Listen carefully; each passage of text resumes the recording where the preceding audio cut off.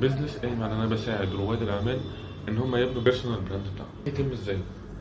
ده هيتم ان انا بمسك صفحات السوشيال ميديا بتاعتهم وبشوف كل الغلطات وكل الحاجات اللي محتاجه تتعدل في البيرسونال براند بتاعهم وانا بعدلها.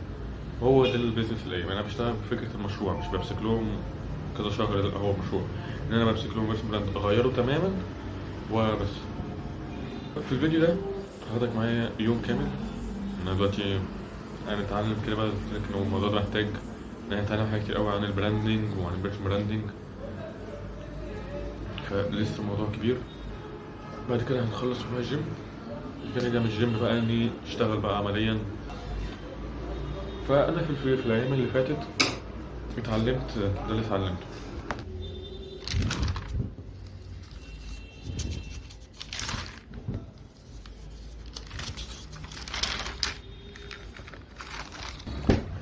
فهو ده كل اللي انا اتعلمته في اليومين اللي فاتوا. مقرر بالظبط، قررت افتح بيزنس ده من يومين، فده كل اللي اتعلمته. فالنهارده اتعلم تاني هو عن طريق اليوتيوب. انا بدور على اليوتيوب مش كورسات وكده، لا.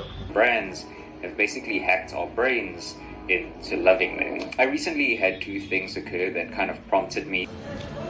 هو الفيديو ده بيتكلم عن التصميم اكتر من البيرسونال براندنج. بس انا عايز اقول لك حاجه، ان البيرسونال براندنج هو عباره ان انا تصميمات، يعني هو اكتر من تصميمات لكن التصميم وفكره انك تفهم ازاي طلع تصميم حلو وازاي ليه الناس بتحب التصميمات دي. عندي دي مهمه في البيرسونال براندنج. لعبه الالوان مهمه، لعبه انك تفهم دماغ الناس مهمه في البيرسونال براندنج. فالموضوع مش فكره ان هو ابني براند وخلاص، لا، الموضوع بيبقى فيه حاجات كتير قوي حواليه مهمه. في تصميمات بتطلع حلوه قوي وتصميمات تانية وحشه، فهو بيتكلم عن الحاجات دي يعني بشكل عام. فده جزء مهم قوي لازم اتعلمه. So aesthetically please apply it to anything, whether dynamic and natural, which is why the 911 has such an iconic timeless silhouette.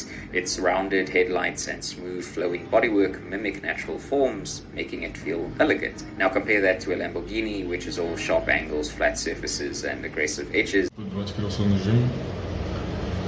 انا بتمرن نظام فول بادي، هو نظام فتنس اكتر من هو اوزان. بتمرن ضغط، عقلات، سكوات، اكتر من ان هو نظام حديد. انا متمرنش حديد قوي، يعني مركز اكتر على هو فتنس. دلوقتي وصلنا الجيم، نبدا التمرين. يلا.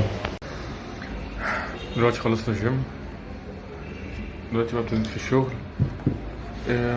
دلوقتي شغال ان انا اعمل بس النظام ذات نفسه اصلا بتاع الايجنت بتاع ال هو البيزنس اللي انا قلت لك عليه، اللي هو هيبقى بيتكون من ايه الحاجات اللي جوه وكده. فمثلا في البيرسون براند، عشان نبني اي بيرسون براند بتاع اي واحد، فمحتاجين اول جزء في البيرسون براند وهو اللوجو، الخطوط، الالوان، والرساله اللي عايز اوصلها، وعايز اللي بيتابعه يحس بايه. يعني انا عملت على كانفا، بص فاهمني، ده كده جزء كون من هنا.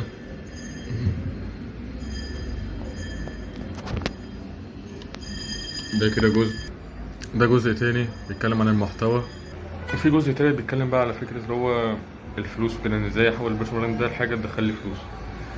فهو الموضوع كبير، يعني انت لما تمسك بيرسونال براند واحد بقى عشان رجل اعمال وكده، فاول حاجة هعملها له هي ان انا افهم هو ايه رسالته، ايه هدفه، ايه الستايل بتاعه واللوجو انا اعمل له بقى اللوجو والالوان وكل التفاصيل دي. المحتوى بتاعه، ان انا بقى اظبط المحتوى بتاعه، المنصات اللي هيبقى عليها، شكل المحتوى الاساسي والمحتوى الفرعي اللي هو بيجيب مشاهدات اكتر.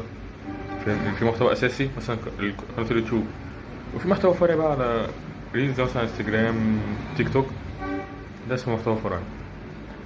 وانواع من المحتوى، مثلا المحتوى هو ممكن يقدم كذا نوع من المحتوى. مثلا محتوى ان هو بيحكي اللايف ستايل بتاعه ومعلومات وكذا، فهو في كذا نوع من انواع المحتوى. واخر حاجه وهي الفلوس، اللي هو مثلا يعمل ديجيتال برودكت، هو عنده كورس، عنده منتج رقمي، عنده حتى منتج ملموس، اي حاجه ازاي بقى عن طريق البيرسونال براند ده. فهو دي انا باختصار شديد انا بمسك البيرسونال براند بتاعه، اعمل له كل ده واديهوله في الاخر على شكل PDF، على شكل فيديو انا بشرح له فيه كل التفاصيل دي، وبديهوله هو بقى ينفذه براحته. يعني انا دلوقتي مش مركز على فكره ان انا امسك له كل صفحاته وامسك له كل الحاجات دي، لا. انا بمسك البيرسونال براند بتاعه اخلص له كل ده، يعني اعمل له كل التفاصيل دي وكل المعلومات اللي هو محتاج يعرفها وازاي يبدا وكل حاجه، واديها له بشكل بي دي اف وشرح. هو بقى يظبطها، هو بقى يبتدي بقى مع فريقه، مع اي حد هو مع الناس بتوعه يعني، يخلصها هو بطريقته. فانا كده خلصت الشكل المبدئي يعني، اللي هو ده اللي هشتغل فيه بيه مع اي واحد هيجي لي عايز يطور من البيرسونال بتاعه. ده الستبس اللي همشي عليها، اللي وريتها لك هنا: براندنج، بعد كده كونتنت، بعد كده مش عارف لسه صدقني بعد كده في ايه. هو براندنج وكونتنت، محتوى والبراند، مش عارف بقى لسه في ايه تاني، لسه انا بطور فيه. دي كده اول خطوه.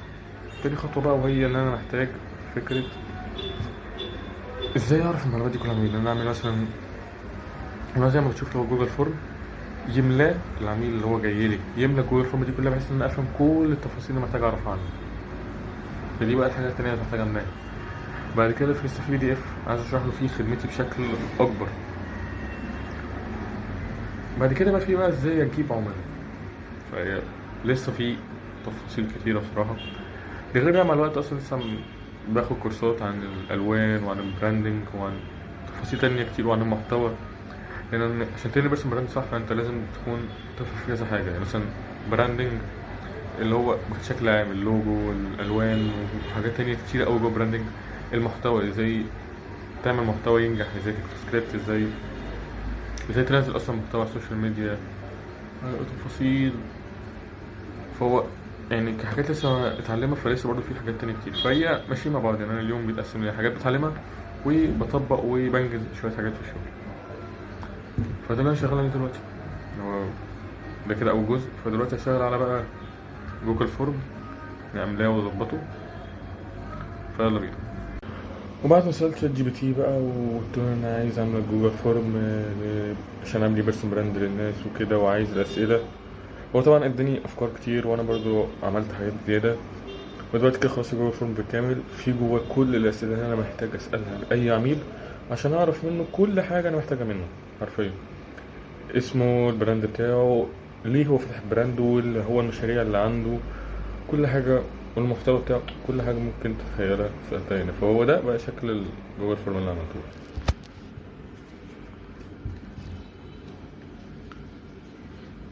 هو كبير يعني